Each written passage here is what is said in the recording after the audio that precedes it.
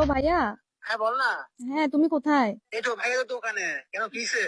না, কিছু হয় নাই। কি করো? ভাইয়া কাজ করতেছে যে। কেন কিছু বলবি? বলার তো অনেক কিছুই ছিল, আগে বলো। নাস্তা করছো? হ্যাঁ নাস্তা করছি, তুই করছস? না, আমি এখনো করি নাই, করবো। তোর ফোনটা আমার তেমন লাগতেছে কেন? কেউ কিছু বলছে তোকে? না না, এমনিতে লাগতেছে। কিছু হয় নাই। ওমা, আমার ফোনের ফোনটা তেমন থাকে না। তোর কেউ কি বলছে? বাসায় কে বলছে?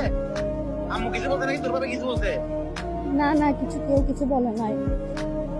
তাহলে তোর ফোনটা এমন কেন? কিছু ভাইকে খুলে বল।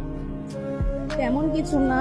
আসলে তোমাকে তো আমি অনেক কষ্ট দিছি, বা অনেক ঝগড়া করছি, রাগ করে কথা বলি নাই তোমার সাথে। তো তুই এই কষ্ট না দিলে, তুই রাগ করে না করলে কে করবে? আমাকে তোর 100টা বোন, তুই হচ্ছে আমার একমাত্র কলেজার টুকরার বোন। তুই না করলে কে করবে? তোর জন্য হাজার গুণ মাপ अपने भैया से कहना ना कभी। কখনো তো বলা হয় নাই, যতই কিছু করি না কেন কখনো তো তোমার থেকে মাফও চাই নাই, সরিও বলি নাই। তোরা যাই কর না কেন, তুই থাকবি আমার হৃদয়ের মাঝে। তুই আজকে এমন হয়ে গেছিস কেন আমি বুঝলাম না। তোরও কেউ কিছু বলছে? ভাইয়ার কিন্তু খারাপ লাগছে, তুই না জানো। না, তোর কেউ চোখের বাড়ি কিছু বলে ভাই বলে তোর না। অনেক খারাপ লাগে। কেউ কিছু বলে না, আসলে আমার তোমার জন্য অনেক বেশি প্যাক করতেছে, তাই আজকে মানে কল দিয়ে বলার কি এসব, যে আসলে আমাকে মাফ করে দিও। অনেক ঝগড়া করছি, অনেক রাগ দেখাইছি তোমার উপর, যে আমাকে মাফ করে দিও।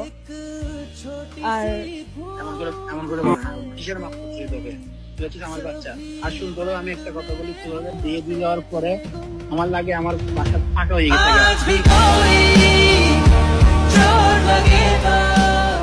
ওখান থেকে আসতে না আসলে বাসা লাগতো, বাসা আসতে লাগতো একটা অন্যরকম একটা শান্তি কাজ করতো। এখন তুই না থাকে পুরো বাসাটা হাহাকার করে।